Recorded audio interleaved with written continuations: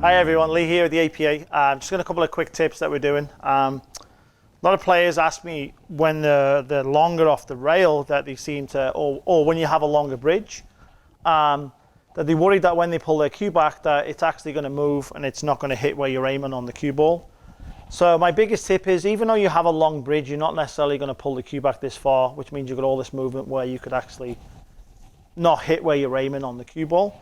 So in this situation here, longer off the rail, some players might want to try and put their hand in here, in this position here, but they might get stuck because it's like it feels a little bit funky.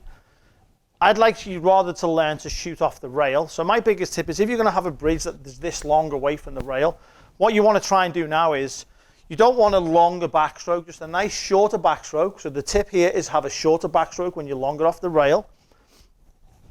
Not be like pulling it back over here and you've got all this room to go wrong. So you want to line up, short on the back, through the ball. So I've only got this much room for error, which is 2 or 3 inches, say 2 inches, 2.5 inches maximum, of how far I'm actually pulling this cue back, even though my bridge is, say, 12 inches. So if you start pulling it back this far, this is where your problems are. So you need to try and change, and remember, have a shorter backstroke on when you're longer off the rail or you have a longer bridge.